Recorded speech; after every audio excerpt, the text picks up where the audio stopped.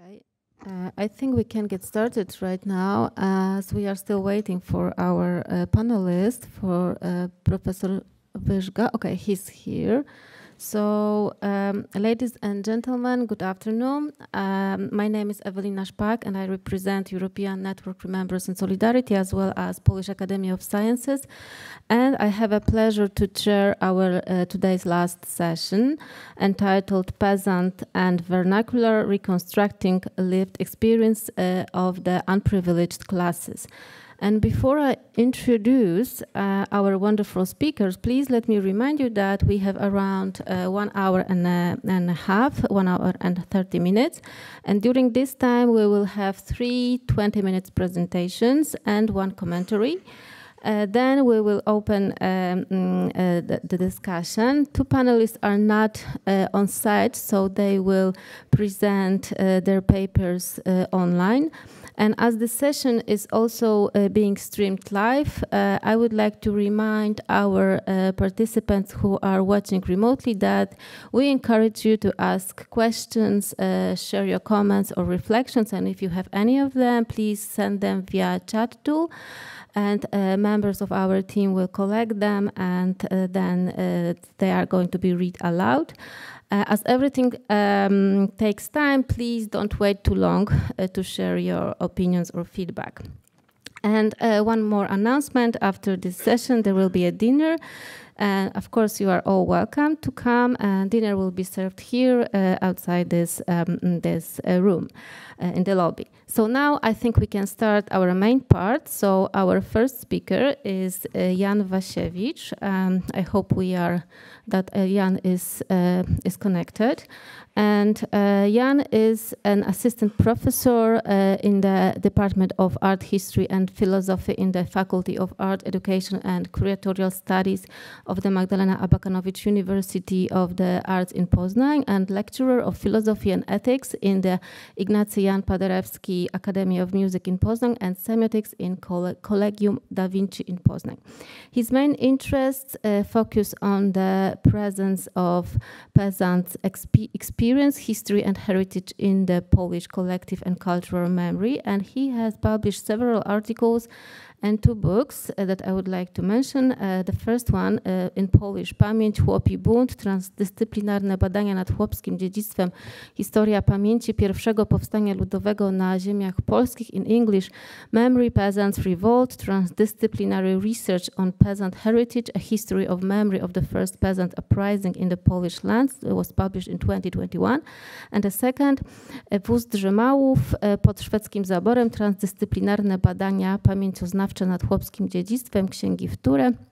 In English, the Drzemała Wagen under the Swedish partition, transdisciplinary memory studies of peasant heritage, secondary books, and that book was published in 2023.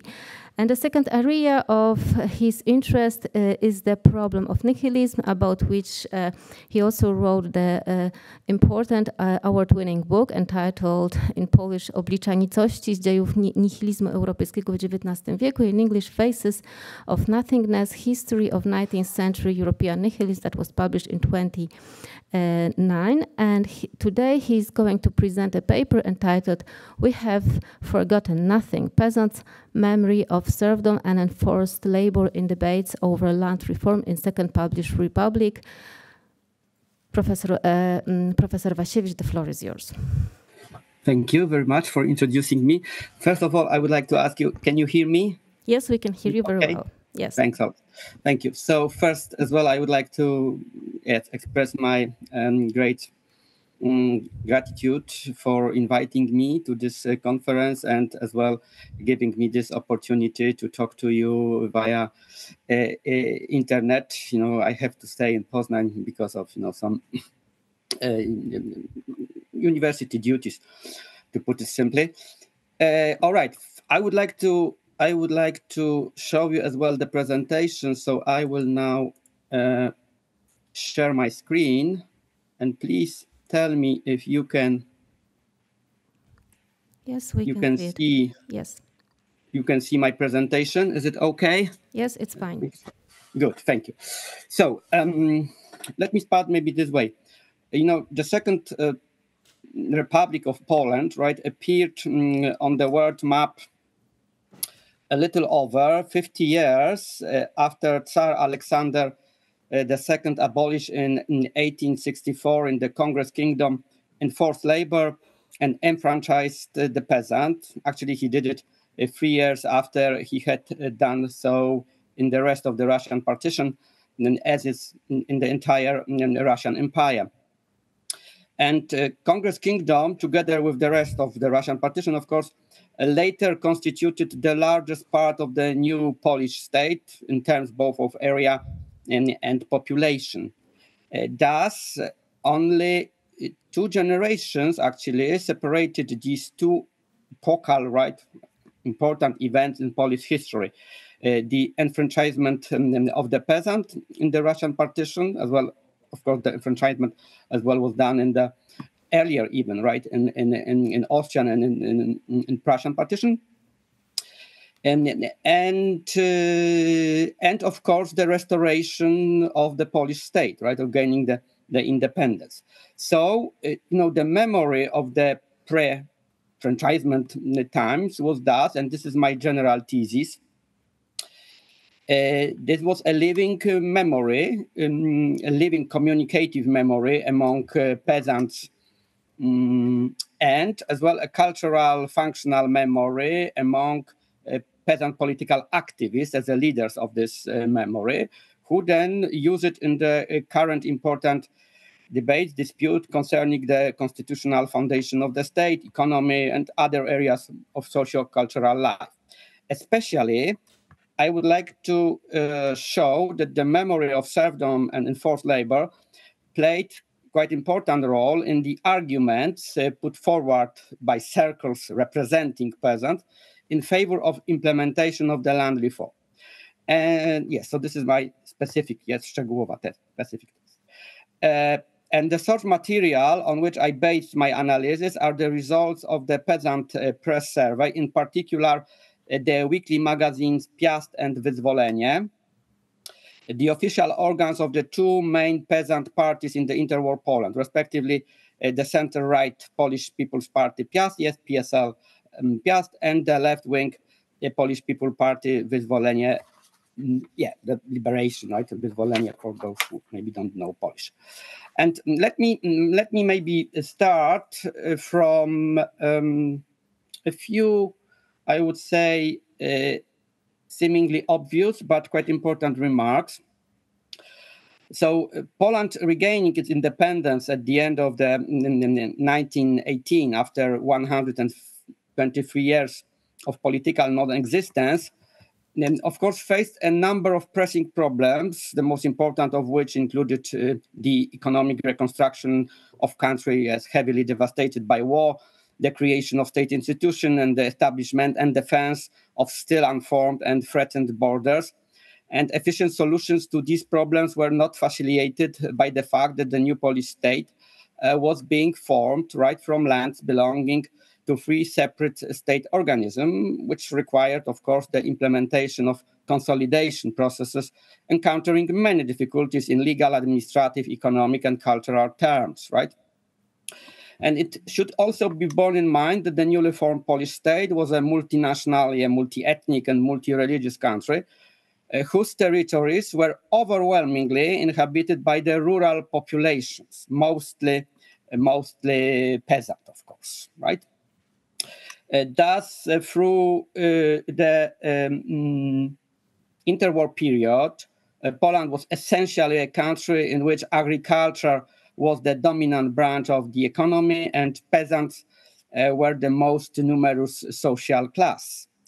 And the agrarian structure of the newly formed Polish state was characterized by a specific bipolarity created in the course of the centuries, of course, long, complex process of shaping the land ownership structure, in which the key role was played by such factors as the dominance of the nobility and landed gentry, the serfdom of the peasant, the weakness of central government, the strong position of the Catholic Church as the landowners, which was, of course, weakened during the partitions, and then the actions of partitioning states, right? Above all, the gradual process of abolition of serfdom, So poddaństwo, then of course abolition of enforced labor, right? Pańszczyzna, and enfranchisement of peasants, right? Uwłaszczenie. Of course, they varied right from one partition to another, right? I don't have maybe much time to discuss this agrarian structures, right? In the last point, you can read some I think quite important facts about this. Anyway, the domination of large private property in agriculture, underdevelopment of industry, and fragmented peasant economy, combined as well with rapid population growth, all this led to the so-called land hunger in the countryside, which was a key aspect of a quite dangerous phenomenon of agrarian overpopulation, that is an excess of people in working age on peasant farms. The problem of overpopulation was solved, but it is worth emphasizing only partially by permanent and seasonal labor emigration, which actually was a mass phenomenon long before Poland gained independence. And the post-war halt in immigrations, right? I mean, of course, it doesn't stop, but it was, let's say, right, especially immigration to the United States was really, really, let's say, yes, discriminated.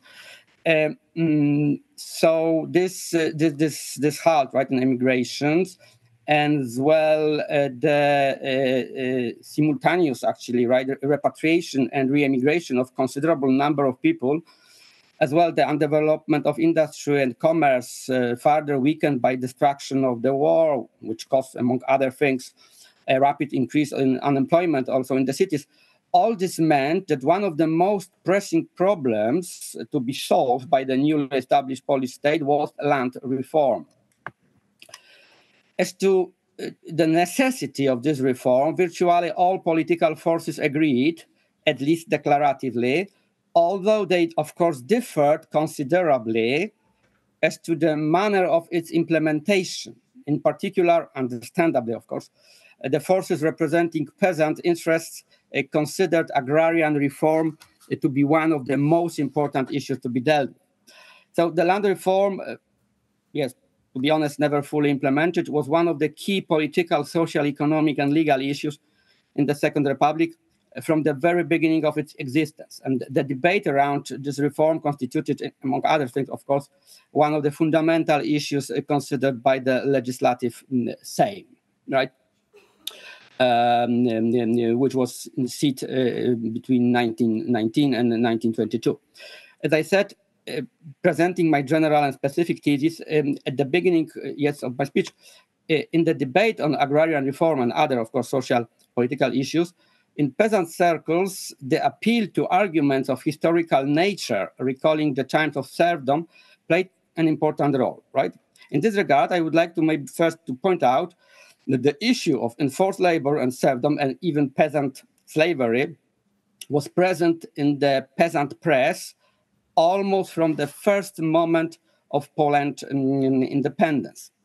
At the beginning of December 1918, when the foundation of new Polish state were being laid, anonymous authors of a proclamation in Wyzwolenie, I think that they were, of course, the leaders, right, of this party, recalling the myth of Wasiewicz, crucial actually to the peasant collective memory in shaping their political identity, in the following way, juxtaposed Tadeusz Kościuszko with Józef Piłsudski.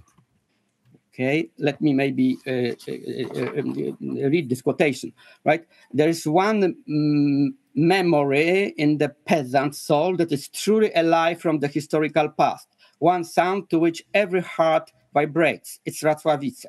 Above the serf's misery of the past centuries, the figure of our chief and defender Kościuszko shines out.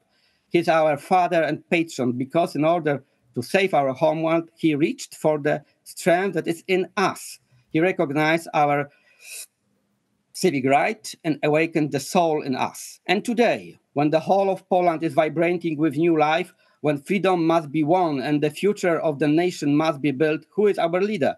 There is one answer in all peasants' hearts, one name, Commander Piłsudski. When Kościuszko proclaimed the proclamation at the battlefield in Polaniec, declaring peasant slaves to be rightful sons of the fatherland, he was attacked by the entire noble rabble, right? In this way, I translate this, szlachecka hołota of the time. Today, the landed gentry and bourgeoisie are again trying to tear the commander down because he is the head of the workers and peasant government, because he is the first commander-in-chief of the Polish People's Republic. Behind Kościuszko stood a handful of Wasiewicz heroes. We stand behind the commander by a million. So they won't make it today. They will not force new life into the old trough of their own privileges.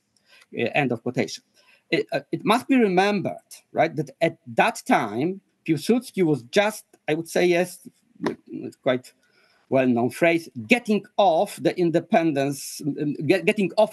independence stop, which for the independent left, right, lewica niepodległościowa, to which PSL Wyzwolenie belonged, by no means meant an interruption of the journey to the destination called socialism.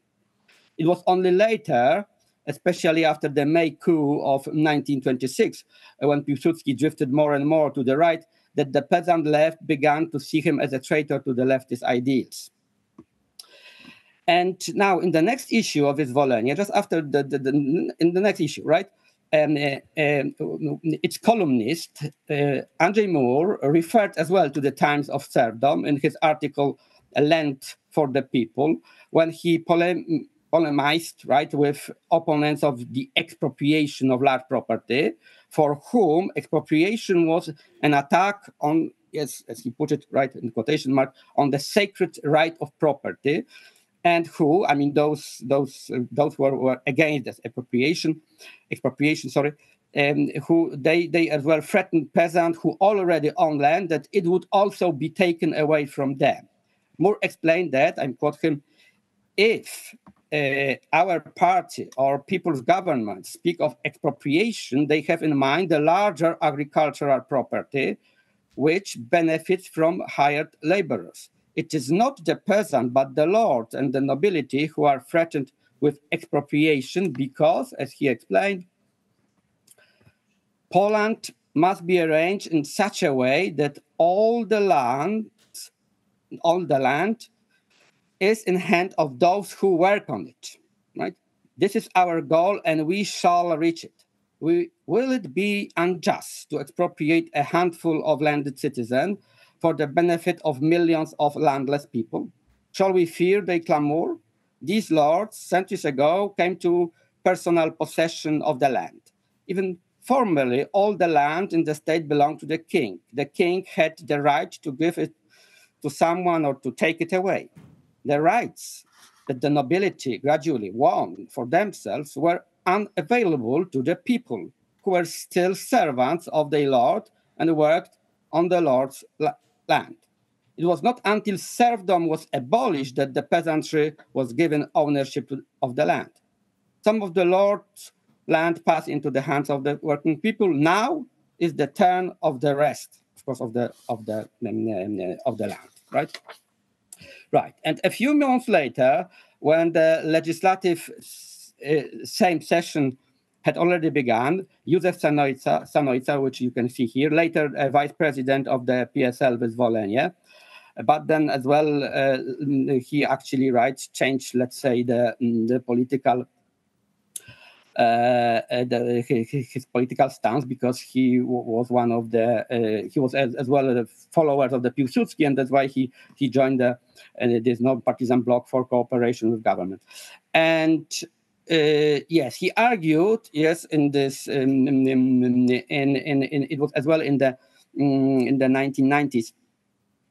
That he argued for, as he ironically put it, the worst of the three terrible points of our program and action.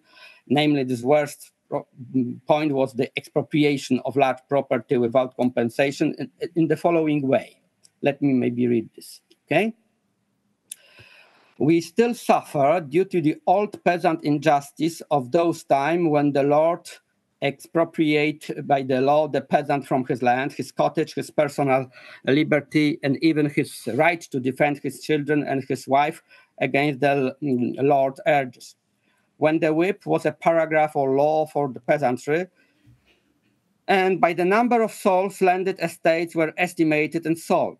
Not that for so many centuries of futile work and for so many tributes in kind, the land was repaid to the Lord many times over. Not that the fertility and value of the Lord's soil was peasant sweat and blood squeezed out with the steward whip. Not that the manorial servants and wage earners worked for nothing and without any legal protection for so many decades. Many other grave matters are not thrown into the balance, but this terrible enslavement of the peasant, a human being, a Polish citizen. The fact that even Staksy Stacki, a hero from the Battle of Wasiewicz, a Polish officer, was conscripted into the Austrian army after the Kościuszko uprising. This is a robbery of humanity, both of the peasant and of his wife and daughters. It does not allow us to compromise. If we had compromised, our fathers would have cursed us. And now, even those who were ready to compromise and not demand land for peasants without compensation, right, for big landowners, such as, for example, doyen of the Galician peasant movement, Jakub of Vice Marshal of the Legislative Sejm on behalf of the PSL Piast, right, not PSL Wyzwolenie, but PSL Piast. He as well took a very similar view of peasant history in pre-partition Poland, starting his article, also published in March 1919 in Piast, in this way that the peasant in serfdom times had to put their necks under the hard collar of nobility. Of course, I will not maybe read this old quotation, which you can see here as well. He several times mentioned the times of serfdom and forced labor. And then after the passing of the first legislation on land reform, that is the resolution of the Legislative Sejm on the principles of land reform, it was passed by the Sejm on the 10th of July 1919. Mind you, this was a resolution, not an act. In Piast, after this, so in November 1919, appeared an article by PSL Piast MP, like Boyko, a peasant's son, and Adam Krężel, tellingly entitled To the Last Supporters of the Noble Yoke. Its author was happy to state that the new Poland had come into being, was a people's Poland, with peasant, this quotation as well, leading the way in the same, carrying out agricultural reform, rebuilding the country, deciding to form the army, which bravely defends the Polish land and goes far behind the Bolshevik Muscovites. And this new Poland is juxtaposed by Krężel with the old Poland. And here you've got the quotation, right? Let me read it. Former Poland was a noble country. A peasant did enforced labor, and the hire or his steward paid him with whip for the sweat of his brow. The priest advised the peasant to pray and work, to obey the Lord's orders, promising that for this he could get to heaven when he finished his miserable life. Such was his destiny. Let him resign himself to his fate and rely on God's will. The Jew, the innkeeper of the Lord's Inn, stupefied him with vodka and music on Sundays and holidays. Such were the good times when faith flourished and the nobility ruled, in which half of the heaven was occupied by Polish peasants. Today, time has changed, and the peasants do not want to go under the Lord's, priest, or Jew's command.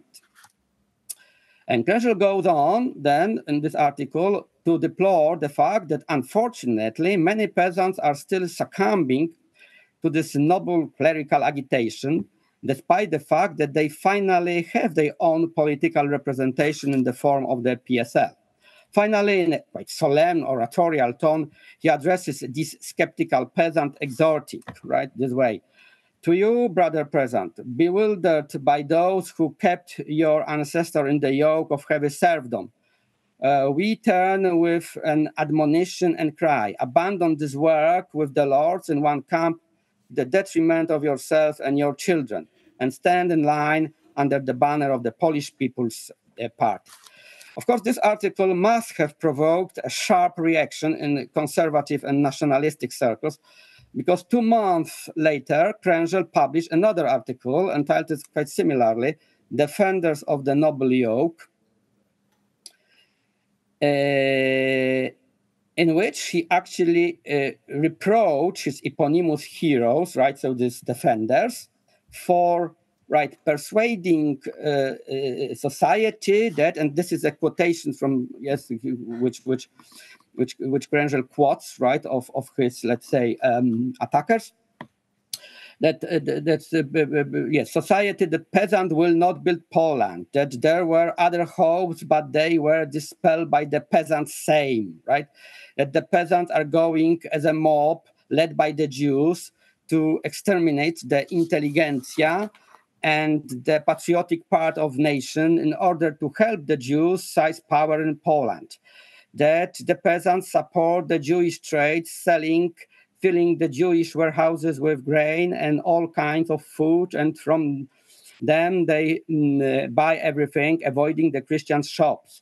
That if Poland, in spite of these boorish betrayals, right, chamskich zdrad, in this way I translated this, will rise, it is due to the intelligentsia and that part of the people whose motto is God and Fatherland. In the end, they shout this, right? Krężel says that to boorish darkness and Shela's disgrace, right? He lamented, right, that they, in this way, they describe them.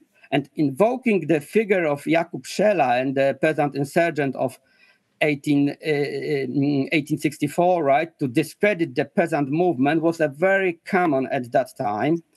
In his famous proclamation to the Brothers Peasant, published at the beginning of July 1920, shortly before he was entrusted with the mission of forming his first government, the so-called Government of National Defense, Wincenty Witos, which you can see here on the left, lamented that, right, I will not, of course, read the whole, but that they saw, yes, he as well repeating some calumnia for him, I mean, that they saw only Szela in me, right, a common boor, a traitor to the fatherland, for whom a murderer bullet would still be an immeasurable mercy, right, and in this way. You know, at this critical moment of Polish history, right, which was, of course, the Polish-Soviet War in July 1920, and then, of course, in August, was the most maybe critical, of course, moment. But in July, the leading members of PSL Piast, led by Witos, of course, issued a proclamation to the peasant on behalf of the entire parliamentary right club of PSL Piast, exhorting peasant, of course, to defend the fatherland, which, as he said, right after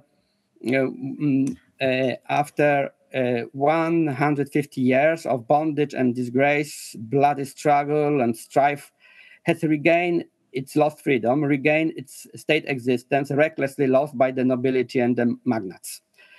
And positioning themselves, right? I mean, Witos and his followers, the members of this Club of Piast, as the representatives of the broad masses of people, right? In this way they describe themselves. They saw that their main task as ensuring, and now quote him, that the rights, equality, and freedom of all citizens were forever preserved in Poland, that the working people were given land and prosperity, and that injustice and abuse never took place on Polish soil again. And that did not fail to note on this occasion, and you can see this on the slide, right? Let me read it. For centuries, the people had been kept remote from the state, made into an instrument and a slave of the Lord, killing all human dignity in them. The true sons of fatherland, wishing to save the nation, had to wage a double struggle against their own and foreigners, a struggle against the corruption in society and a hard, unequal, armed struggle against their enemies. These struggles did not remain without effect. The armed uprising, although they did not give the nation independence, contributed to abolition of serfdom and the acquisition of some of the civil rights of the people. End of quotation. As it is well known, right, the peasant did not remain passive to the call of Witos, right, and defended Poland against the Bolshevik invasion, thanks to inter alia the fact that they had been promised an effective land reform. It was done by unanimously adopting on 15th of July 1920, right, critical moment, right, of the Polish history, 15th of July 1920, by the same the Act on the Implementation of Land Reform, the draft of which had been prepared by the PSL Piast. This law, which was, of course, clearly undertaken under pressure from the Bolshevik threat and with the intention of motivating peasants to stand up for the endangered state existence, introduced, among other things, the compulsory purchase for parceling purposes of surplus land held by large estates, and provided that the owner of the parcel estate was to receive compensation for the land in the amount of half its market price. And after the enactment of the March Constitution, the later provision was found by the Supreme Administrative Tribunal to be the contrary to its Article 99 of the Constitution, which guaranteed full compensation in the event of expropriation.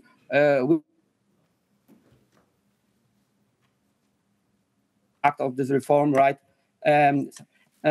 Actually, although not fully halted,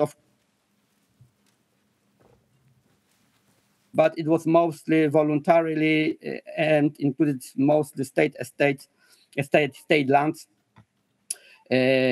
So that's why the implementation was severely curtailed, we can say.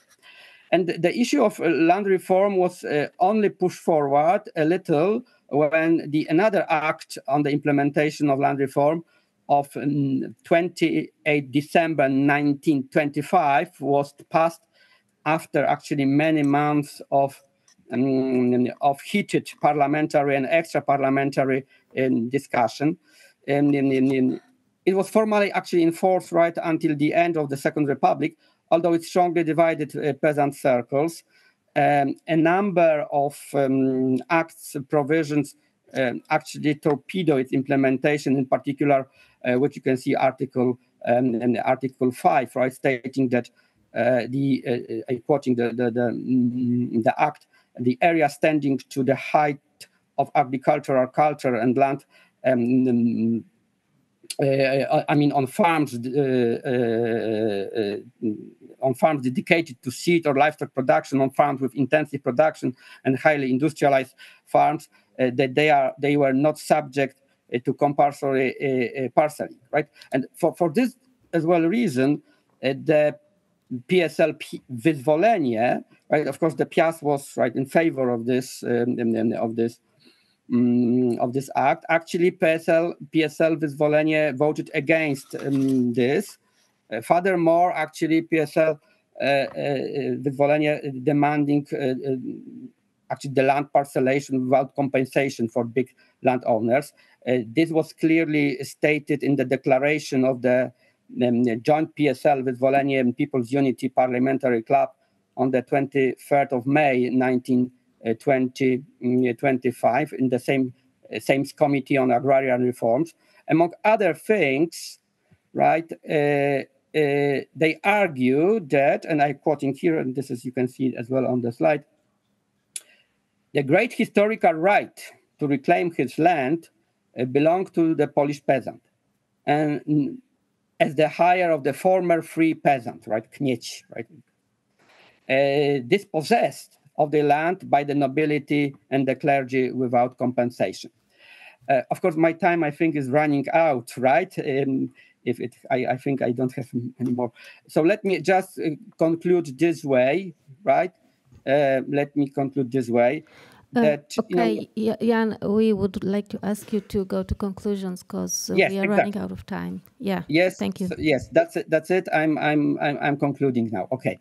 So let me say this way. Yes, interwar peasant circles, especially the supporters of the radical version of the land reform, demanding the forced parcelation, right, of large property, only with partial or even without any compensation for big landowners.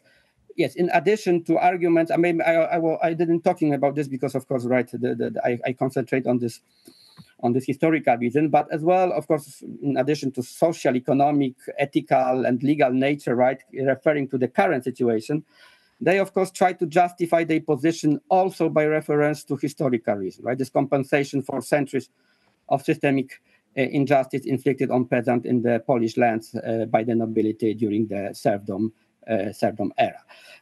Was this argument valid, right? Although I am inclined towards a positive answer to this question, I am open question. I would like to thank you for your attention. Thanks a lot. Thank you very much for this very interesting presentation. And now I would like to introduce our second speaker, that is Professor Mateusz Wyżga. And Professor Mateusz Wyżga is an associate professor at the University of the National Education Commission in Krakow. He works in the Institute of History and Archival Studies. His main research areas are socioeconomic history of Poland, historical demography, and history of peasantry. And he's the author of the award-winning book entitled in Polish Chłopstwo, Historia bez krawata, in English Peasantry, A Story Without a Tie, that was published in 2023. And today Professor Wyżga will present a paper entitled Oblivion, Social Relations in the Polish-Lithuanian Commonwealth and the Present Day. So Mateusz, the floor is yours.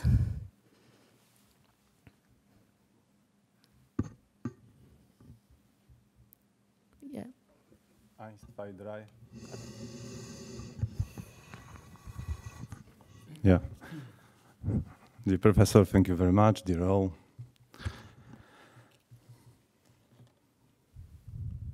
Okay. The world has changed. I see it in the water. I feel it in the earth. I smell it in the air.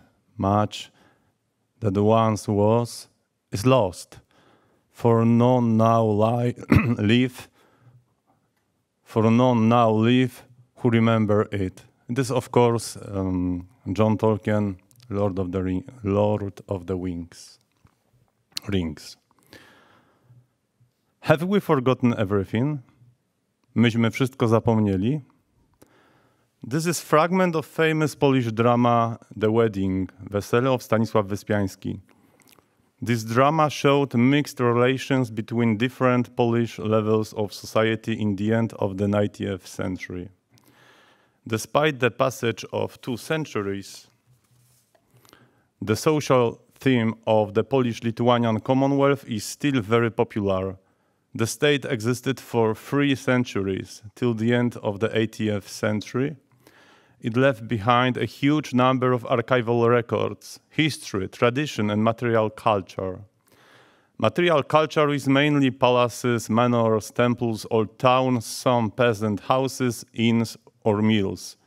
These are things that are easy to see and imagine how they used to function. It's different with human relations in state society. These relationships still raise many research questions, emotions, and interpretations. The paper aims to highlight selected aspects of the reality of the Polish-Lithuanian Commonwealth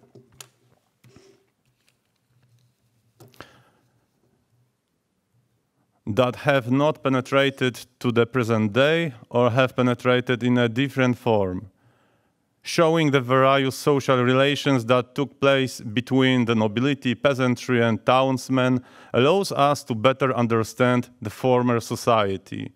These relationships were good and bad, but mostly ordinary. Concerning economic issues, this brings us to the complex and heterogeneous everyday life of the early modern period.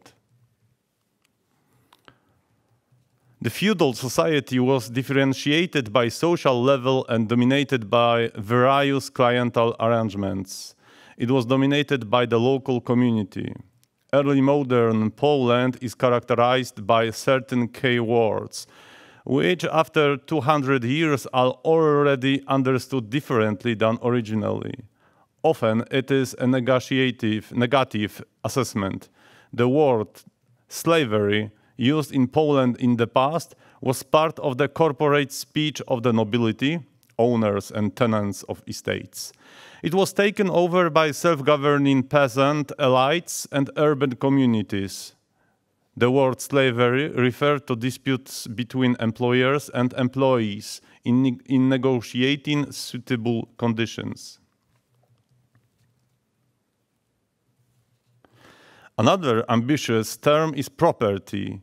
In the era in question, it was shared between the manor and the peasant farmers.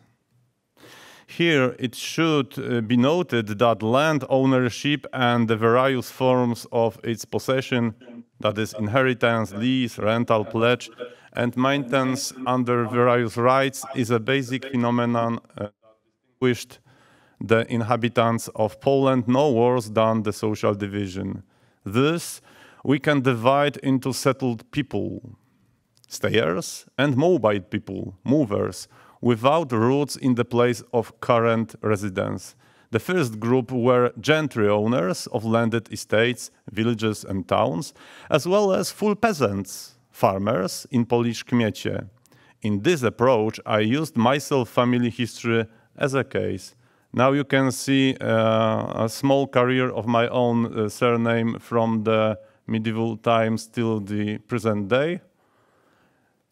All time it is nearby villages near Krakow. Lords and full peasants inhabited the same settlements sometimes for several centuries. Thanks to the fast development of genealogical research, it is known that some families have lived in the same area since the end of the Middle Ages. So, families inherit the same land parcels and farm for several generations. They are distinguished by mobile people. I include in this second group both tenants of landed estates, mostly nobles, but sometimes townsfolk and peasants. This phenomenon grew in the 18th and 19th century. This group also includes workforce, agricultural mercenaries, people without roots in the local community. It is very important to realize these pre-modern social divisions. Finally, subjection, on the other hand, was part of the labor market mechanism to maintain an adequate labor force in the landed estates. And finally, serfdom, in Polish pańszczyzna, that is job for the lord of the manor, was part of the organization for collecting dues from the land cultivating locals in a non-cash form and had to be supplemented by mercenary workers. Both manors and peasants periodically found serfdom more profitable in the form of rent provided in cash. However, subjection and serfdom were not for everyone. I underline, not for everyone. Both manors and peasant farmers used serfdom to outsourcing and monetization. Every third full peasant had their own serfs. In this way, a capitalist labor market was slowly forming. The competitiveness of employers, wage rates, and working conditions were also increasing. Here, it is worth asking the question of who was actually doing the serfdom. It was primarily people without a social background who came to work seasonally and on annual contracts. Local people without their own agricultural fields can also be given here. Finally, serfdom was performed by young people, the offspring of farmers, before they took over the farm from the older generation or received their own farm from the manor. The surviving archival sources are descriptions of generally illiterate people, indeed. These records mainly dealt with things that were contentious or required permanence, real estate transactions, court verdicts, negotiations. By using only them, the easiest way to find and issue a historical verdict, we obscure rather than reveal past realities. Moreover, these projects are sometimes hasty and one-sided assessment of past social reality.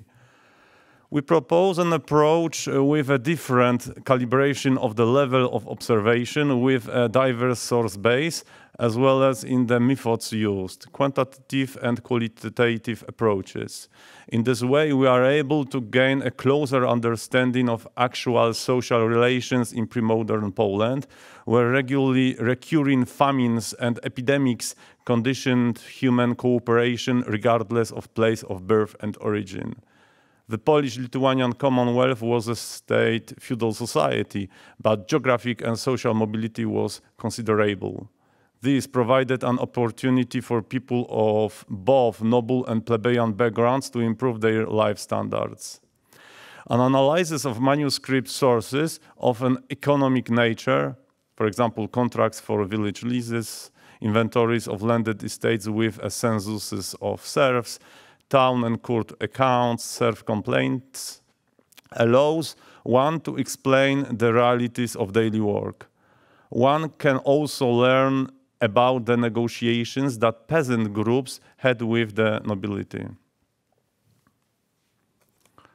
Sources of a judicial nature, that is state court books, village court books, towns court books, help grasp how the laws in force were implemented in practice. This is especially true in the case of the limited mobility of subject peasants. Considering the interrogation of peasants who legally or illegally left their inhabited villages, a picture is revealed of the many possibilities in terms of changing their place of residence and work, as well as their living conditions.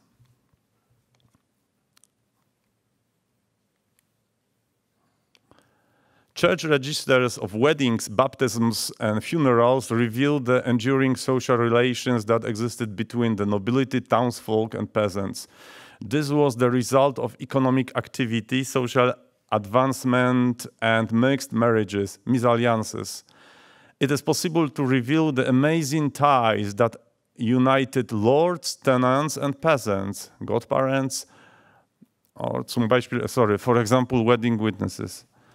The floor of the parish church as a burial place was not reserved exclusively for the nobility. Thanks to the burial lists, we learned that the space was also open to ordinary people. Such people earned with their lives a dignified place after death. Thus, in the local symbolic space, there was an ongoing valorization of not only the memory of the gentry, priest, or organist.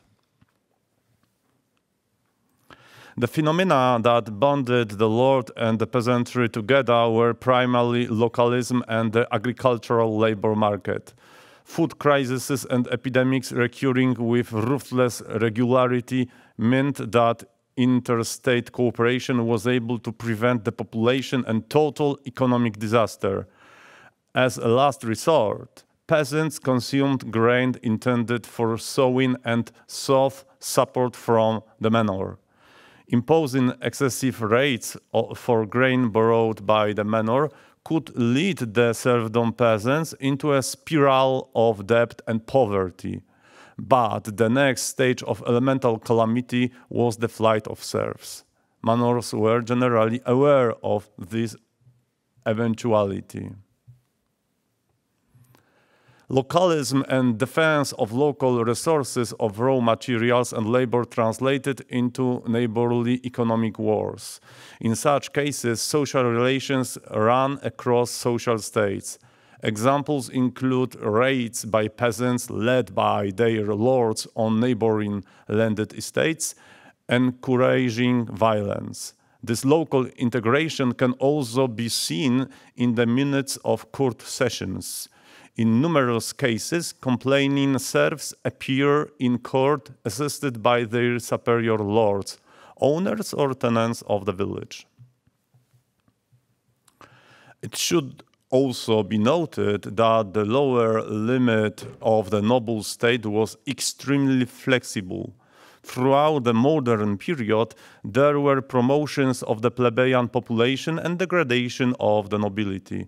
As a result, role reveals occurred when impoverished nobles had to borrow cash from wealthy peasants or take jobs with the townsmen or peasants.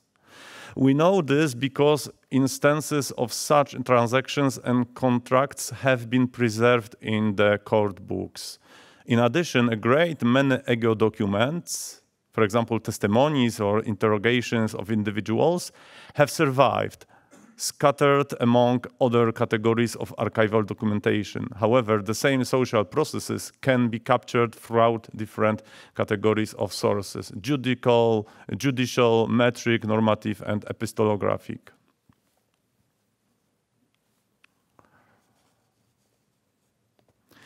As I have mentioned before, in the comparative analysis of the past world and the present world, it is precisely the question of the coexistence of written culture and oral culture that remains important. This was followed by separate forms of memory consolidation and transmission to future generations.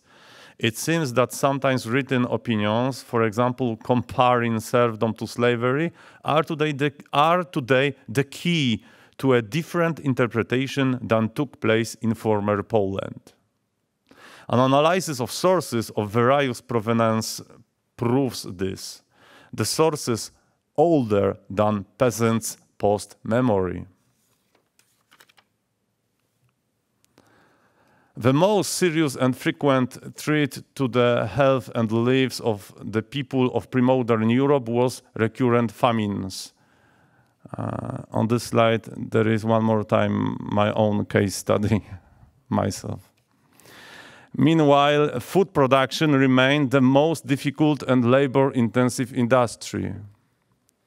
This necessitated the cooperation of local communities of all social states, taking care of their own renewable resources, forests, lakes, meadows, and caring for the quality of the soil, fertilization, irrigation.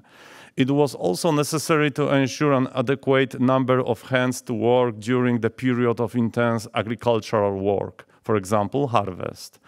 Another problem was the transportation of grain. It was one of the heaviest loads, and the roads were mainly earthen, periodically impassable. The task of the manor administration was to skillfully distribute the burden of work at the manor among the serfs, peasants, and to employ hired labor when necessary. In the conclusion, the serfdom system regulated the daily life of most of Polish pre-modern society. However, it is important to ask who actually did the serfdom and who was closest to the concept of slave. Farmers, like the manor administration, employed their own workers. Often these workers were sent to work on a noble or clerical manor. The farmer watched over his own farm, animal husbandry, and grain trade. At the same time, the farmer was the most entangled category of villager in local social networks. He was the one who had the hardest time leaving the village, as he had a lot to lose.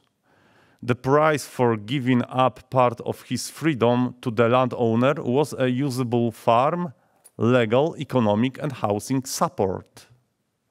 However, we mostly know about this local symbiosis from writings criticizing the prevailing socio-economic system in Poland. Laboriosus. Only fragments of the old world and social relations have survived to the present day. There are also some that we still can't point to, as they are deeply embedded in use, inextricably co-creating our identity. What has survived selectively bears either negative or positive marks, and there is a lack of interpretation of phenomena that are simply typical. In post-memory, we will point to negative-sounding words like slavery or of serfdom. The Latin word laboriosus, in English industrious or wonk, was the most common state term for former peasants and has today a positive sound. So, there was never the word slave in church registers or economic documents. As a historical demographer, I researched thousands examples of this kind of descriptions of local societies. It was research from below, and now to last slides instead conclusions. Show must go on. Who is remembered? What is remembered not, and why? And for example, this is typical attack to the neighbor manor by lord and his peasants.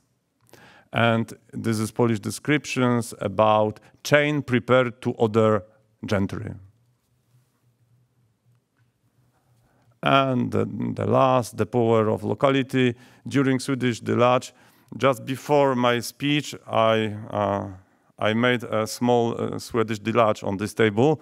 So this is the real Swedish Deluge, and when Swedes attacked manor lord and tried to kill gentry, local peasants killed everyone of the Swedes. Thank you for your attention.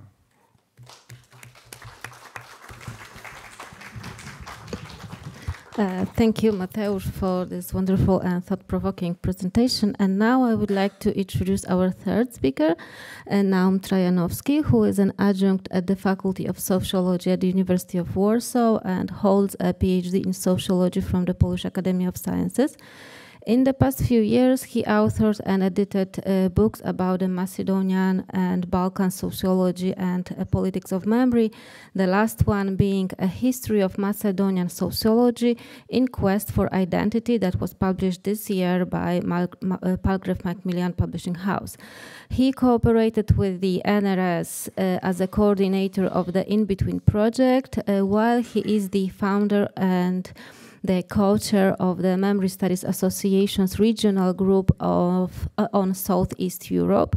And Naum Trajanovski today will present a paper entitled Remember Serfdom at the Turn of the Century Balkans, Dean Bojanovski-Dize, and the pioneering research of Chifliks, I hope I pronounced it properly, in Socialist Macedonia in the 1950s, a contextual introduction. So now, the floor is yours.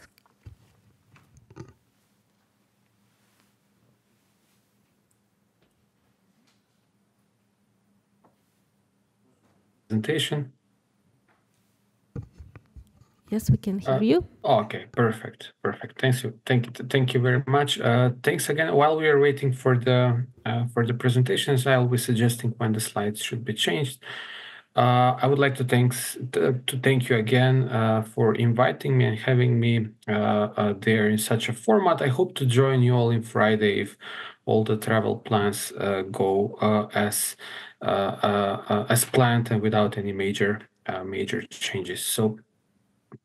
Today I will present a topic which I touched upon and hinted at in my recent work on the history of Macedonian sociology. In particular, this is the one about the early sociological experiments with the late Ottoman history, the late Ottoman Chifliks on the territory of today's North Macedonia.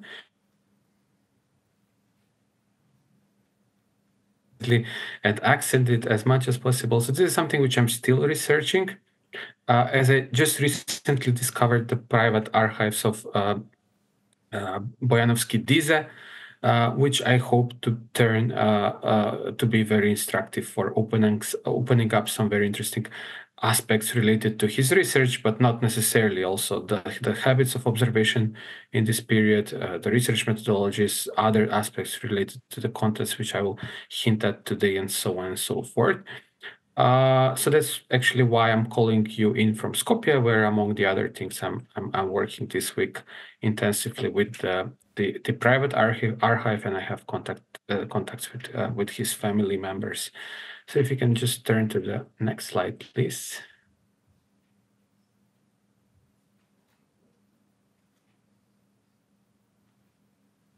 Yep, next one. Yes, so today I invite you to go some 1,500 kilometers southwards. In a way, continued the previous discussion on the recent history and its treatment nowadays, be it in the cultural kind of narrative sphere, but also in terms of memory, remembrance, recollections, and also some sort of an expert interpretations in these regards. So just to be on the same page, and I hope to be some 15 to 20 below 20 minutes. So I will leave more time for the commentator as a very final speaker today, and as I have to leave at 6:15-ish sharp. So I will try to be as fast as possible. Just to be on the same side, a very, very brief kind of summary. Namely, Macedonia was one of the last Ottoman provinces in Europe, which at the turn of the century descended into political and somewhat economic anarchy. So these are the words of Michel Paler. Other economic historians as well confirm this sort of thesis. This, in a way, and of course I'm brutally summarizing here, was an aftermath of the so-called Great Eastern Crisis from the late 19th century, which provided some sort of autonomy and independence for several Balkan nations while further galvanizing their nationalist aspirations. So in this regard, the Slavic-speaking Orthodox Christian population of Macedonia, which was not, of course, the only one, albeit dominant throughout in certain regions. This population was considered to be either unconscious of its ethnic affiliation or halfway through its realization as ethnically Serb, Bulgarian, or Greek. So those were the neighboring nations, which were already established as nation states in the Balkans at that point.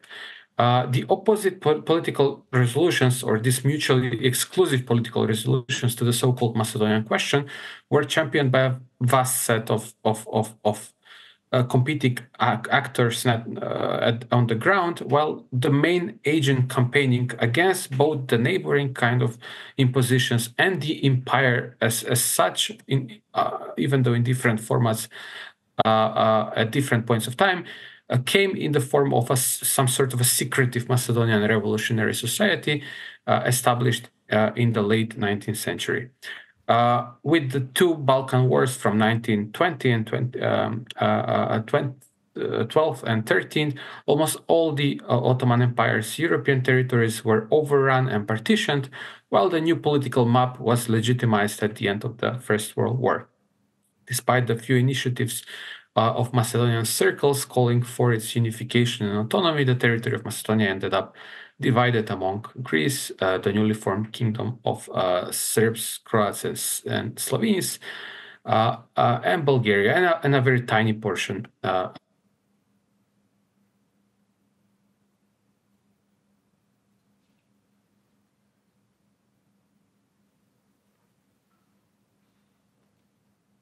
despite the fact that there was an official ban on the feudal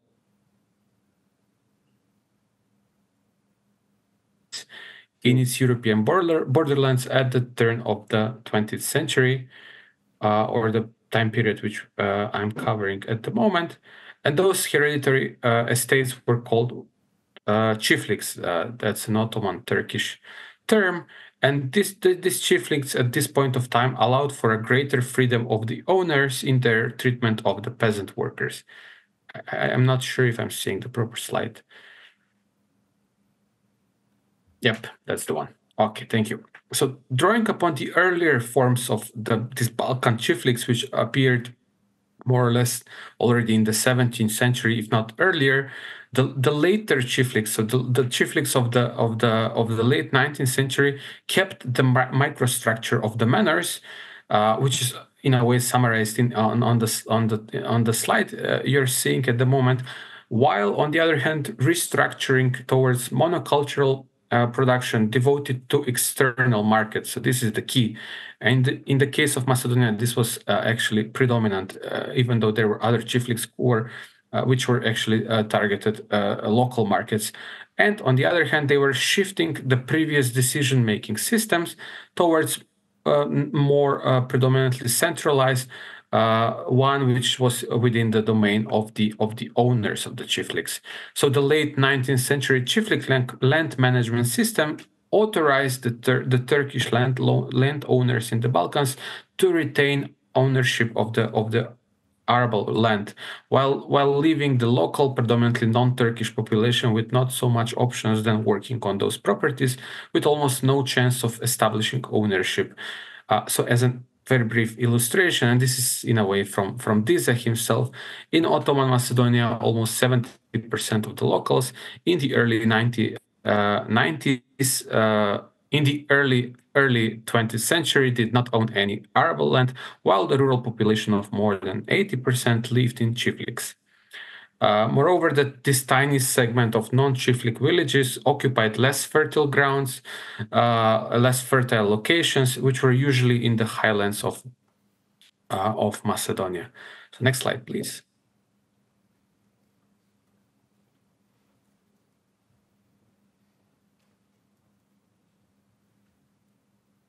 The previous one. Okay. So what is kind of my focus at the moment is this economy of this sort of economic history of the Chifliks, as they, in a way, as a general remark, provided on one hand a certain breakthrough towards private ownership, yet they were insufficient for a more profound transformation to capitalism. Set up and within this format, they set up the tone for different takes on them. And I'm speaking here on predominantly about Southeastern Europe in these regards, as they were in a way treated differently from economic, political, social, developmental perspective, and so on.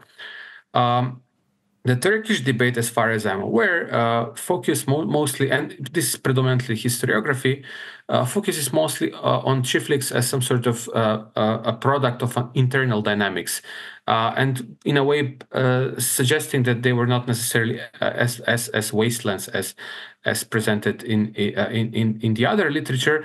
And the other literature is mostly focused on this sort of Marxist authors, leftists in a way, from the interwar period, but mostly post-war, which saw the Chifliks, and of course I'm summarizing here as this kind of Engelsian second serfdom theory. So this kind of shifts from local authors such as the Bulgarian Hristo Gandev, who was writing during the state socialism in Bulgaria, and kind of treating the Chifliks from this perspective, but also the international scholarship led predominantly by the historian Trajan Stojanovic, who was actually born in today's North Macedonia, a very prominent American historian, and actually the expert, one of the experts on the economic history of the Balkans, who was a disciple of Brodel himself. And in a way, Stojanovic was in a way the most prominent proponent of this second serfdom thesis, treating the Chifliks as its practically epitome in these regards. Other authors such as Bruce McGowan, Michał Palare also considered the Chifliks from this particular perspective. So next slide, please. And this is where actually my takes come into the game. So what is very interesting in this regards is how the two. Let me just So how, in a way, the local meaning Macedonian takes on the Chifliks in the past, during the previous century, had an interesting twist in this regards, as they, in a way, the two dominant ways they were discussed by Macedonian authors are in a way very much suggestive about the different and competing ideas about the Macedonian nation building, even though they are coming both from leftist provenience, in a way, with the Second World War as a particular juncture. And here I'm pinpointing to two authors, even though the debate, as you can imagine, is a bit wider and it involves different sort of takes, mostly historiographic. But I'm here focusing mostly on some sort of sociological, pseudo-sociological takes, which are discussing the Chifliks in different terms. So practically the two takes are also divided chronologically. So it's not in a way. So the different takes are marked by different structural temporalities in these regards. So Boris Arsov is the first case of an author born on the territory of today's North Macedonia, in times when actually this sort of ethnicity was not as was not recognized as such. So in a way, he went and studied in Marseille and at Sorbonne, authored a PhD thesis in economic history, and in a way turned to the late Ottoman economic developments in order to map the sort of the very the economic, as he said, economic initiatives of the local population. And by mapping the economic initiatives, he was actually in a way trying to decode the social mobility and in a way the sort of the first formations of the national grouping, which actually put forward the idea of a separate Macedonian nation. So in a way, he had a rather positive attitude towards the Chifliks, not necessarily the Chifliks, but the economics developments as such. And he was in a way suggesting that the Chifliks were formative for the sort of traveling and the exchange of goods, via which the exchange of ideas pertaining to the national cohesion were also taking place. And other authors in this period were using this sort of coded language to suggest the separate ethnic national identity in the interwar period, which was in a way censored and banned. On the other hand, after the Second World War, the Macedonian state was formed for the first time in history as a part of a state socialist federation of Yugoslavia. And this is a very interesting point, as in a way the first post-war elites, intellectual elites predominantly, sought to legitimize this sort of development and in a way suggest that there is a certain historicity behind it, and kind of it sits well and fits well within the dominant back then Marxist-Leninist take on the nation, and so on and so forth. So here the most kind of prominent example is the case of Desanka Miljovska, who was the founding person behind the establishment of the sociology department in Skopje, and very important public intellectual herself, both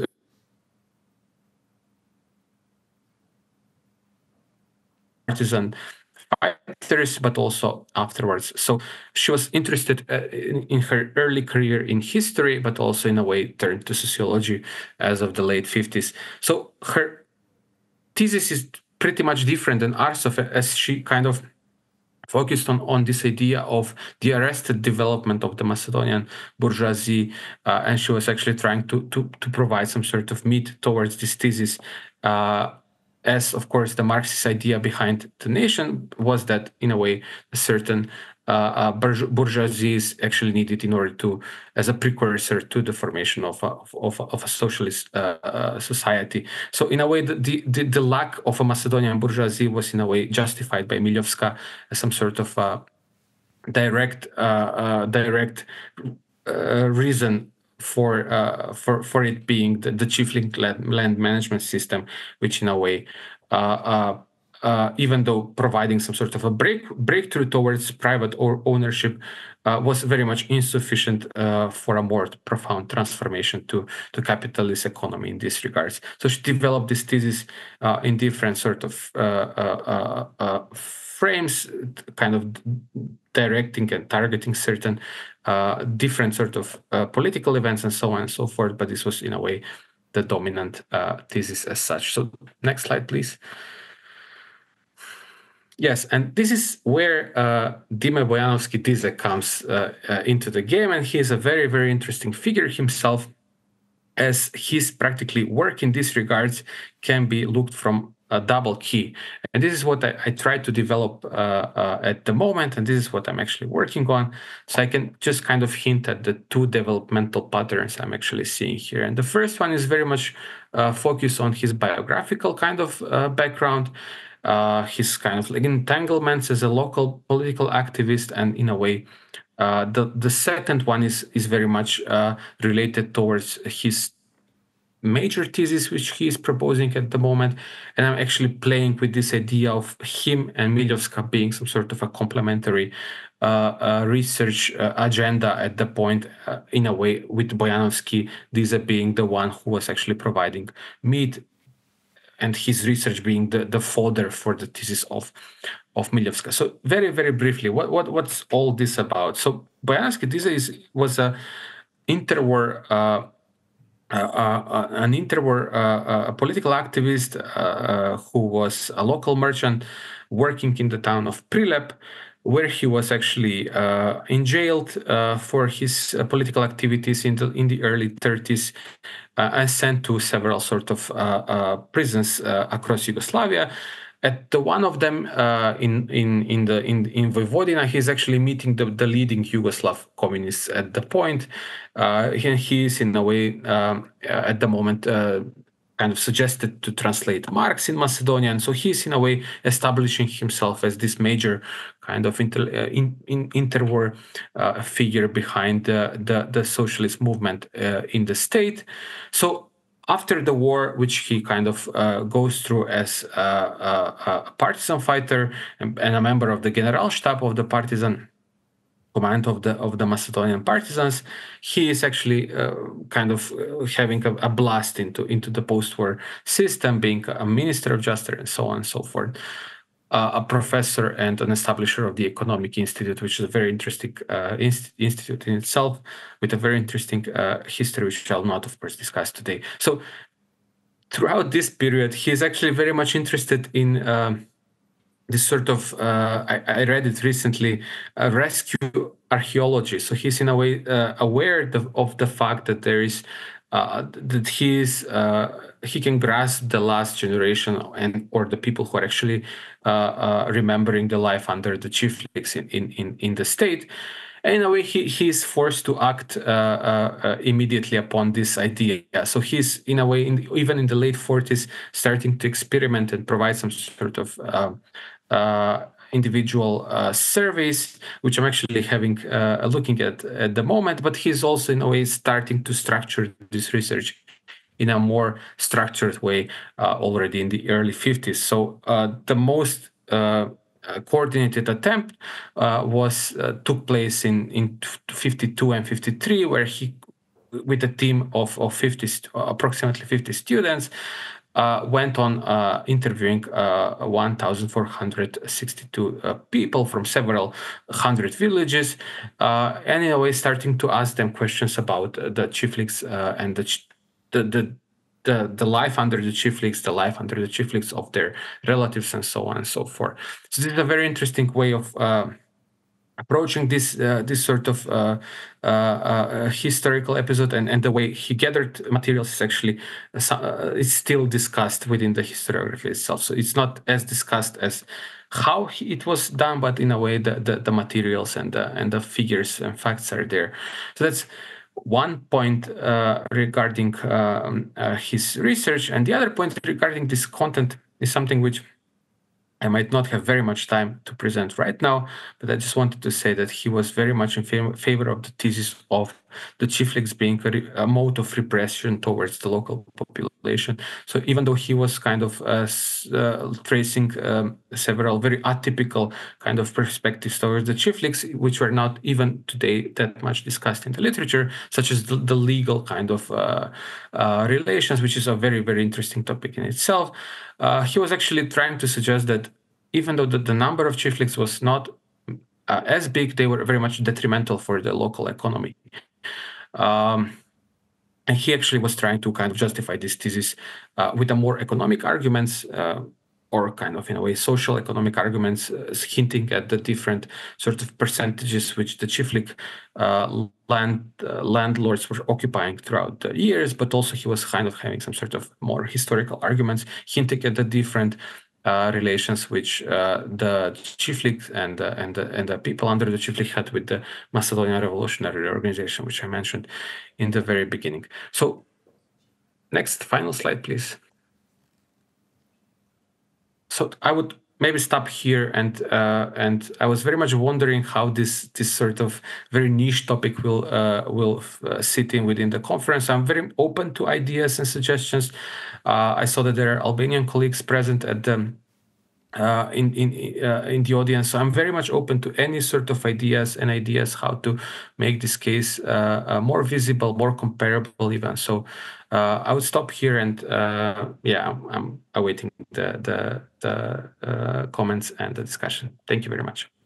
Thank you, and now.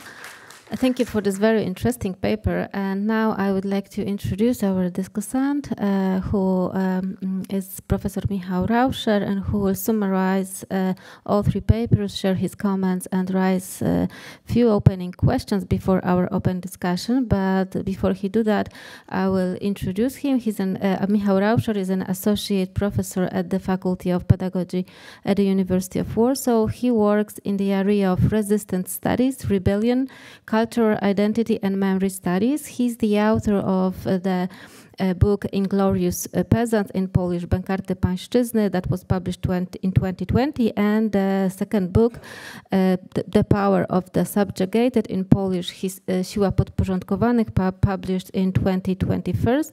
And both books were widely discussed recently in Poland, so I guess that they are going to be very important and essential questions and comments. So, Michał, the floor is yours.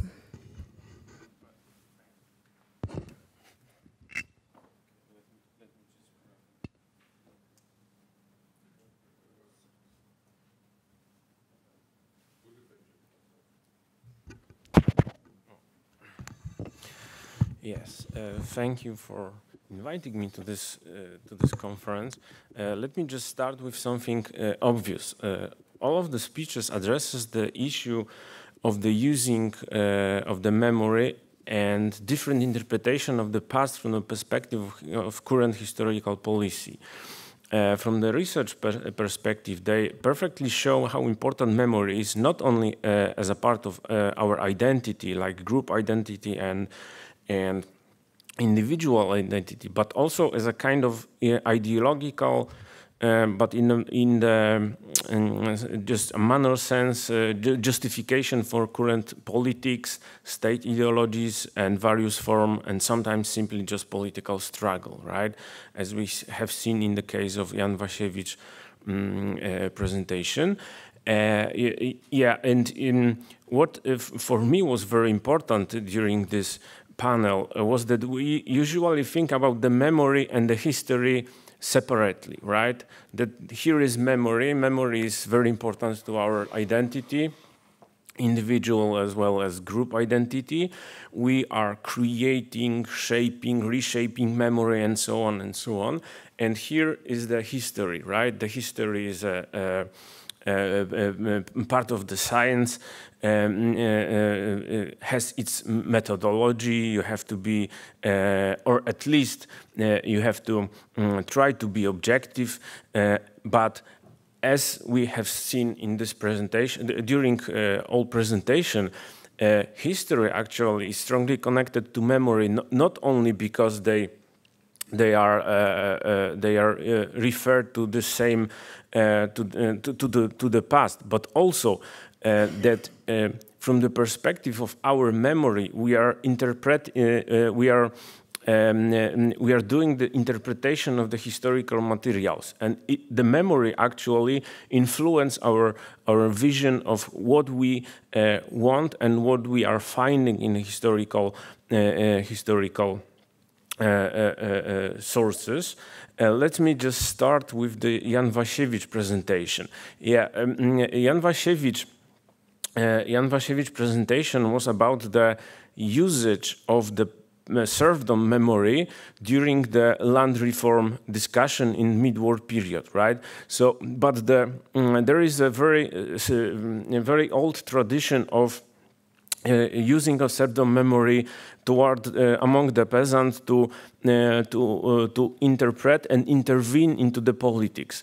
Let me just remind the sorry. the Great Rebellion during the 1861, based on the relation to the memory of the serfdom, and then the other slightly more important but very interpretative events regarding the memory of the serfdom. So this discussion about the land reform, that we need to have the land reform because there was slavery, serfdom, and so on, shown how the usage of the memory can influence our actual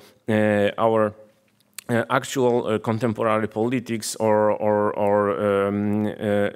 be the case of using the memory to gain some political or economical goals, or of course the other goals, right? But here was the case of the political or economical. So I have a question for is that I'm asking question and you can ask to the whole now, panelist, or. Yes, of course, yeah. Yeah, so I have a question to Jan about the what happened with this memory of the serfdom during this discussion about the land reform, and after, of course, after the Second World War, right? And what happened actually with the maybe you have some information about how this discussion among the peasants about the land reform influence actual politics of land reform, right? So as for Mateusz, you raised a very important question, that is the interpretation of the relation in the villages during the pre-modern time in Poland, right? Excuse me. You addressed it as a you started with the question about the slavery, and then shown how the relation in the villages was actually way more complicated than we think they were, right? But what is very important, and I think that actually this is also my question for you, right? What is very important is that why we even start to think about the serfdom as a slavery, right? That means that we have something in our memory or identity or whatever. I do not have answer to that question. That we need to see this serfdom as a slavery. It is not a question whether it was a slavery or not, right? But why? What do you think? Why we think about the serfdom as a form of slavery? And you also raised a very important question about the historical resources, right? Because if we think about historical resources regarding the life and social relation as a written resources, as you mentioned, the court records, or the, I don't know, some kind of economical tables or whatever, those are the written materials written in the specific, relation of power, right? Actually, from the historical perspective, almost every written materials are not just, let's say, depicting the social relation, but mostly, I think, they shown how the author of this material interpret the social relation, or what actually what issues actually influence the author of this research material, right? Because if we think about the peasants' written materials in the pre-modern era, we can think about these court acts or other, or I don't know, some claims to the manors or something like that, right? But they were written in the specific goals, right? To achieve some specific goals by the peasants, right? So they were written in the specific relation of power. So what is the reflection on the written materials of the interpretation of the written materials regarding the peasant's life and social relation, right? And finally, yeah, I have more questions for you, but I think we can start with just two. Yeah, and finally, the presentation of Naum Trajanovski. I'm not sure whether the Naum is still with us, but I'm gonna say a few words. I cannot say that I'm specialist of North Macedonian sociology, right? But what I can say about his presentation is that this presentation shows how, excuse me, how actual, my point, right? That how actual political situation influenced the interpretation of the historical materials, right? And we have seen how the Dime Bojanovski interpret and the San Kamiliowska interpret the materials about Chifliks, right? They from the perspective of Marxist interpretation of the stages of the history, right? They were. I cannot, you know, I cannot say like, I cannot put any strong emphasis on whether it was true or not, or whether the interpretation was right or wrong, right? Because of many different reasons. But we can clearly see the slightly change in the interpretation of the Chifliks through the theoretical paradigm of the Marxist tradition, you know, stages of the history, right? That we have the feudal stage, then the capitalist stage. Between the feudal stage and capitalist stage, that has to be this bourgeois revolution, and then we have. Finally, we have socialist. There was, you probably know that well, that there was this great discussion about can we switch from the feudal state into socialist state without this bourgeois stage, and so on, right? So this was a very interesting presentation of how the actual politics and theoretical paradigm of the politics of the state influenced the historical research. This was, you know, this was very interesting because. It wasn't the same case, right? But in the Soviet Union during the Stalin era, there was this economist Yevgeny Preobrazhensky, and he wrote the book about socialist accumulation, right? And because the socialist country needs the resources from the villages, right? In this book, he interprets the serfdom in Russia as a form of the state taxation, right? So it wasn't the slavery in his book. The serfdom wasn't slavery or any kind of you know power and economic exploitation relation, but it was just a taxation, right? Because the Stalin was trying to introduce the politics which was interpreted in collectivization, of course, right? Which was interpreted by the peasants as a serfdom, right? So they were depicting the serfdom as a form of taxation.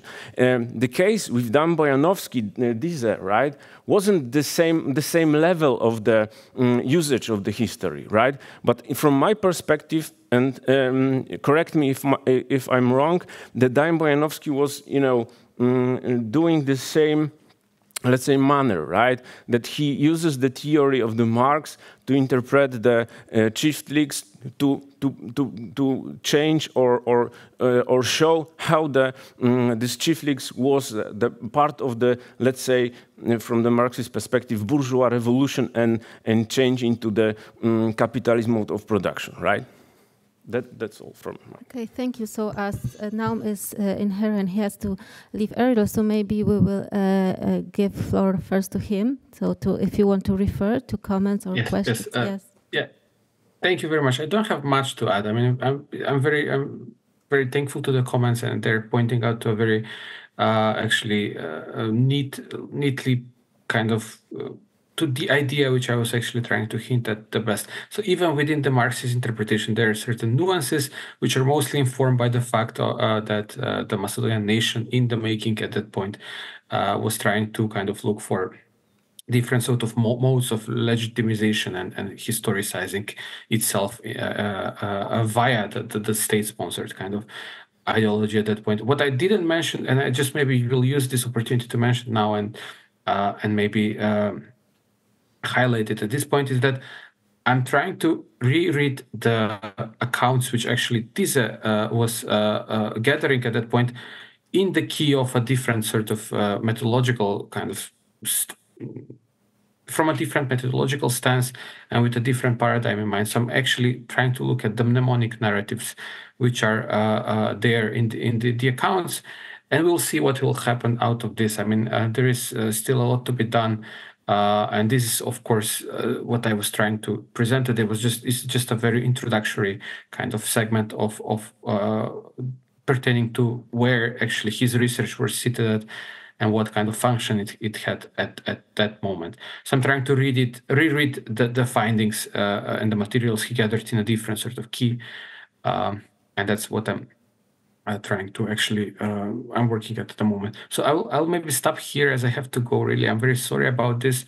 And if there are any other questions, I'll be there on Friday, and I hope to be able to answer them at that point, more informally, of course. Thank you very much. Thanks again. Thank you. So maybe now, Mateusz or Jan, would you like to refer to comments and questions? Yeah. Oh, can you hear me? Mm-hmm. Yes, sure. Yes, we hear you. Yeah, we can hear you. Thank you, Michał, for your quite insightful remarks. First, maybe I will refer to what you have noticed, right? This connection between history and memory. Yeah, this is, I think, quite important issue, and as well, I mean that really memory is shaping, of course, the historical policy, right? Anytime, right? It's not only the invention of the last decades. The past is used, right, all the time, I would say, and it was as well done at the period in which I was used, and as well, of course, for example, in this discussion were involved as well professional historians and so on, right, and presenting different, of course, views depending on their ideological stance. And so I think that I would say that memory is a more broad sense, and the history, I mean the professional historiography, is a part actually of the memory discourse. This is my view, and I think this is the same way you think about this. Of course, I understand that we can here have a different view, of course, on this matter. But now, getting to your question about, I don't know if I understood as well. I have noted this, but let me maybe paraphrase this. I mean, repeat it. So you asked in what way this memory of serfdom at that time, right, influenced the political decision, right, concerning the land reform. Yes, that's right. Yes. Okay. Well, this is of course complicated issue because I have of course concentrated on this arguments. But apart from those arguments, of course, there were many more other arguments, right, concerning with this overpopulation, with this, let's say, anachronic agrarian structure, right, with this.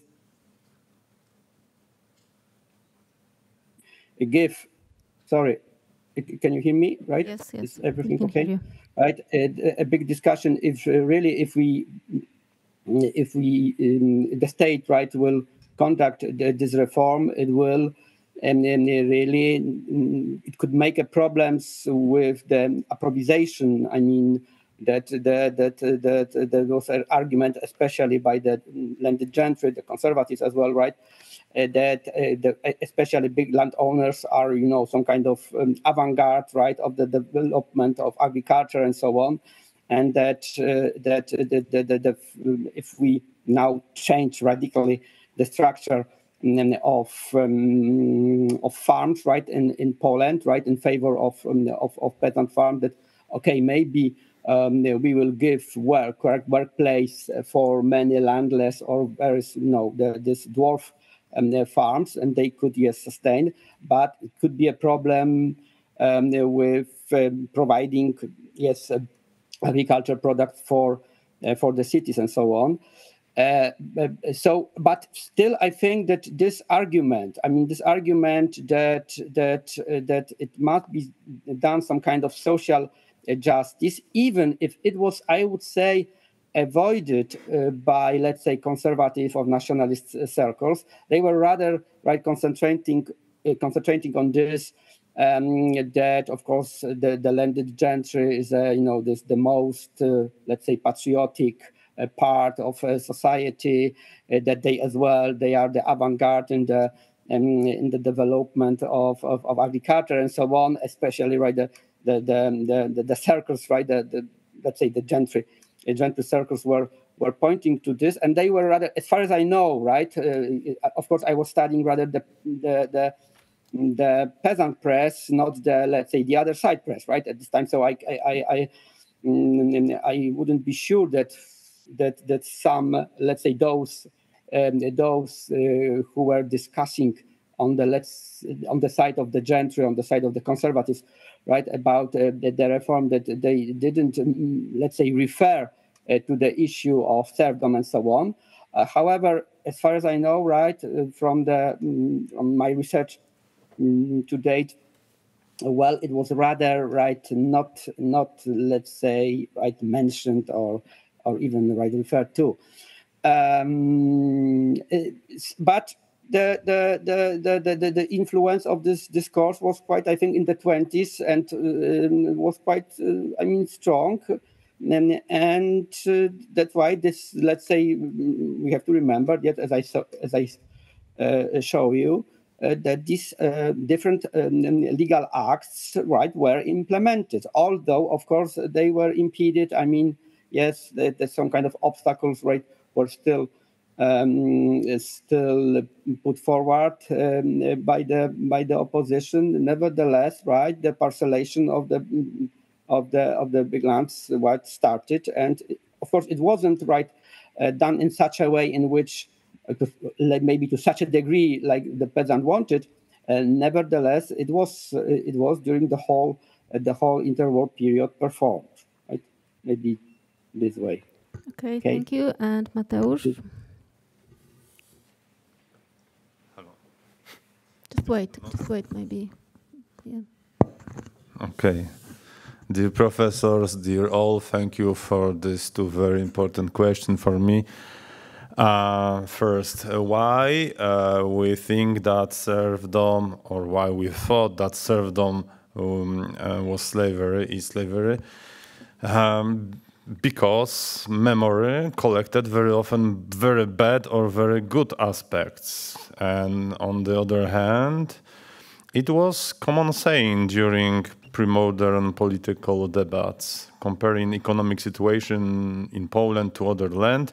For example, I know one case in which some of gentries used to say, Russians are real slaves, not are Russians. So, and other noblemen said, I am a slave of St. Mary. So the word slave was very, very useful. And peasant culture and identity was very close to gentry culture. They tried to be like gentry, brave, strong, and conflict guys. They had weapons. Sometimes they had money for court procedures against other manor houses. And I think that everyday life is so excited, but so hard to catch. But I think that in many cases, memory goes in the same direct as history. But we should be very careful, suspicious. We should be as advocatus diaboli. It is normal methodological approach, of course. And the second question, archival materials were written in relations of power. Of course, yes, but these materials were very well known to illiterate people. they had money to pay this money to some guys who read this information to them, and they had beautiful memory, better memory than written people. When you we have a very interesting book of Walter Ong about literate and illiterate people. Yeah, two kind of memory. Okay, so we know about protests of lords and peasants against other gentry, about many different cases, but all the older historiography, older Polish historiography collected especially hard materials. I know that they needed these hard materials, but in archival materials there are many description of normal situation between different social levels. So and we know that many described interrogations of peasants were created for their own interest against manor houses, against their neighbors, and so on and so on. And what about judicial cases in which landlord defends his subjected peasants? Lords fight with other lords in courts and in the battlefield because they defended their own peasant situation. So we need to distribute this knowledge to many levels, I think. Okay, thank you. And the same as during the last panel, we don't have much time for our open discussion, but I got permission to a little bit extend this panel. So if you have any questions, comments, or reflections, please raise your hand and we'll be happy to share.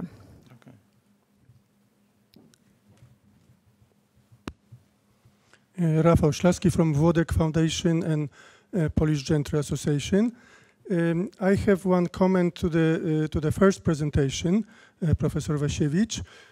I understood this presentation not so much as peasant memory, but as a peasant party's memory, because most citations were from the political party's press, and of course, very many of them didn't correlate to historical facts. I will give one example only.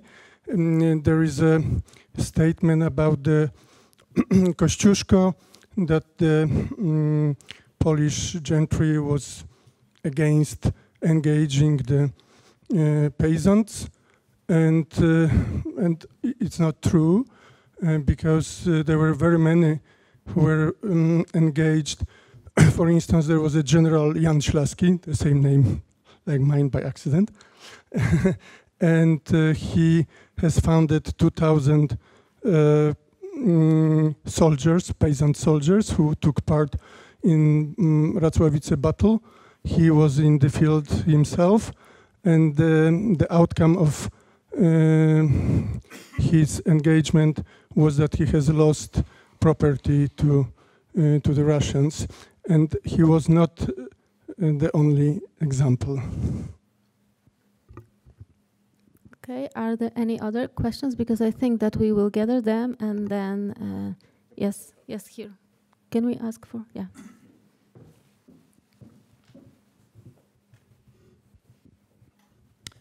Cezary Lusiński again, rather a comment and a question to Professor Wasiewicz. In respect of the situation of Poland, right after regaining independence, it was the right thing that half of the parliament was built of peasants, quite often in their traditional suits. And they were much more numerous in Polish Sejm than the representatives of gentry. Obviously, they had their influence, they had their political goals, among them the agrarian reform, which was a much needed thing. But the progress of his within these 20 years of independence has shown that a lot was done. Of course, more was to do, but a lot was done for the justice, land reform, to provide peasants with more land at the expense of gentry, but still with some compensation. Then 20 years after, I mean, after the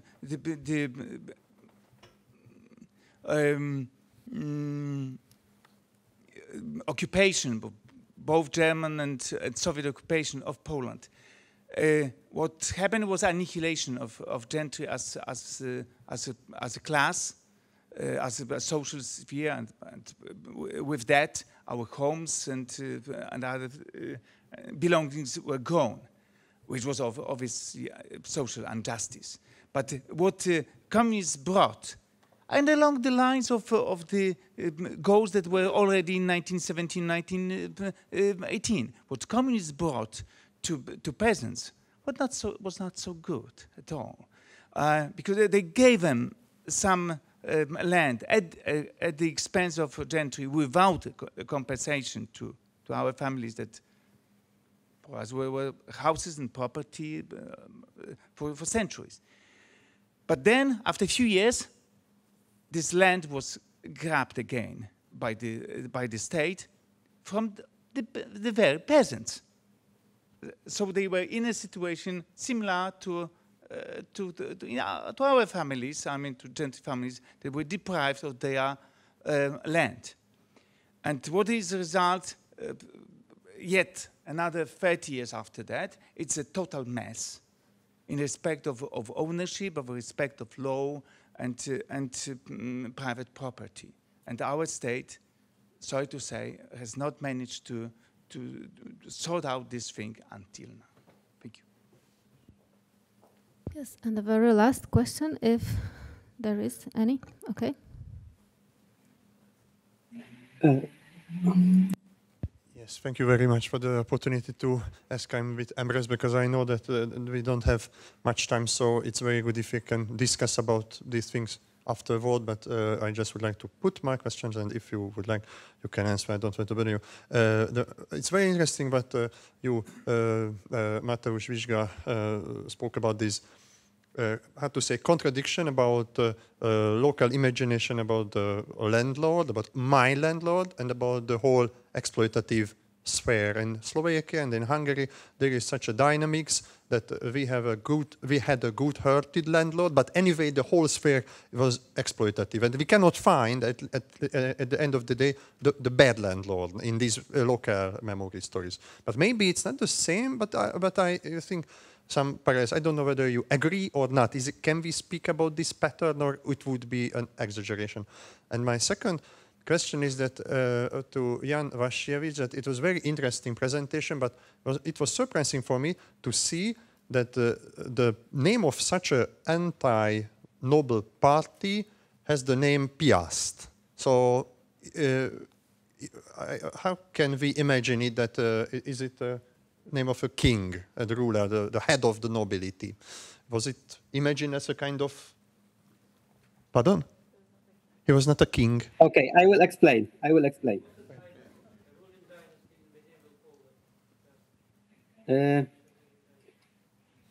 Can you hear me? Is it? Yes, we can hear you. Yeah. Yes, so can I refer to all the questions? If it is possible shortly, of course, because yes, all we are tired, I think.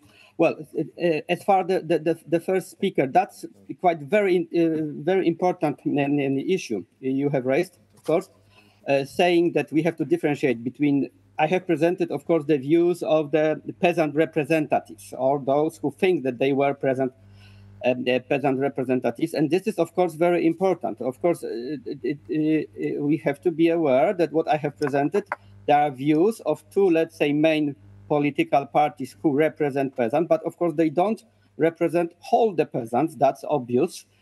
And for example, conservative circles, right, maintain that, for example, PSL Wyzwolenie, actually it represents not the peasant but the intelligentsia and let's say left city, most of the city. However, this is not true for me, because of course this is more complicated issue, because because in both parties, of course, they were people as well from landed gentry. For example, Juliusz Poniatowski, you know, the quite important figure in the interwar politics, minister of agriculture and so on. And he, of course, was a descendant, and he actually was a part of the landed gentry. But as well were, for example, Tomasz Nocznicki, quite important figure of this movement, who, yes, come from the very really poor peasant family. So this was, you know, it's really complicated. However, yes, we have to, you have to be aware that what I have presented, and we have to, yes, distinguish between the peasants, right, as a whole group, which of course as well were divided, right, ideologically. This is as well obvious, right, and who really represent them. This is the issue. Of course, all the peasant parties thought that they represent all the peasants, but of course we have to be more careful here. I think that the strongest position in this matter, of course, was held by Piast, right? By Piast, but PSL Piast with Witos as a leader, and even, let's say, hostile to Piast circles, conservative nationalistic circles, yes, maintain that this is the, let's say, the most the Piast represents really the most the biggest part of the peasant society. And maybe I will explain the name Piast, why it was used, right, as the name of the party. Well, yes, the Piast is regarded as a, you know, legendary first king of Poland. Of course, the historians write so that this is some kind of invented story. Nevertheless, what is important among peasant circles is quite long-lasting story that Piast, and this is in the medieval sources as well, right? And you can imagine this, that Piast actually, right, his origin, he was a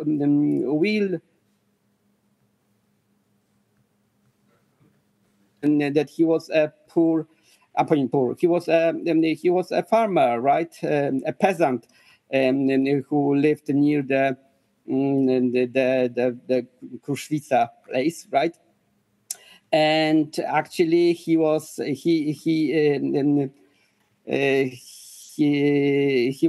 by some gods, by some angels, right, sent by God. Actually, right, he was in a sense appointed as a king, right?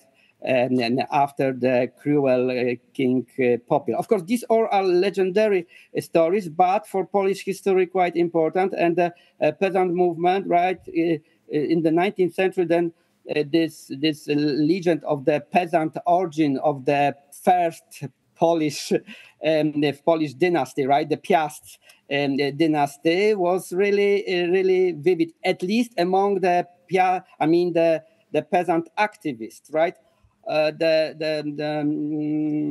Those who are, let's say, investigating in what way this story was really among the, let's say, not the activists, but the ordinary peasant that Piast were peasant family of peasant origin. Well, Franciszek Ziejka, who was, right, doing research on this matter, said that rather it wasn't so popular among the peasant themselves, but it became popular among the activists, and that's why they choose this for the name of the party. And to the third speaker, right? Yes, I of course agree that a lot has been done in the interwar period. As I said, right, the parcellation was going on. The acts were let's say implemented. However, of course, as well the opposition, the conservative circles as well were doing a lot not to implement, right, the law. And we have to remember, right, of course, the PSL Wyzwolenie, right, and other radical left-wing parties wanted this parcelation to be done without any compensation for big landowners. Nevertheless, right, each act which was, let's say, right, established by the Sejm, right, it was stated in that this compensation must, of course, be paid. And you know, that's why the first act, right, this which was voted by Sejm in the 1920. That's why there was a difficulties in implementing this. That this act said that only half of the market price will be paid, right, for the landowners, and it was changed in this act of 1925, where the full compensation was granted for big owners, right? Not, of course, not only landed gentry, because big owners were quite as well, right? They were as well, for example, some Jews, right? Maybe not many, but as well, right? Those who are, let's say, capitalists, right? Who are buying big lands, right? Just to make money. So yeah, and of course, you know, I didn't refer, and this is, well, I will not maybe comment on what happened after the Second World War, right? To be honest, I didn't go into it closely to say that, you know, that what the communists done was a good or bad or bad thing. I was concentrating on, as I said, on the interwar period, and of course, but the estimation, right, of the land reform, around the revolution, actually, right, in the 1944, right. Well, yes, it's really complicated, and I know that, right, that it was from, let's say, even legal and even ethical point of view, social point of view, it could be, right, of course, contested, right. I'm afraid that we have to stop here, because we are really running out of time, and everyone is hungry probably. So I would like to thank you, all of you, for your engagement and involvement in the discussion. I would like to thank our speakers for the brilliant and wonderful papers. And yes, have a wonderful evening, enjoy your dinner, and hope to see you tomorrow. Thank you. Thank you.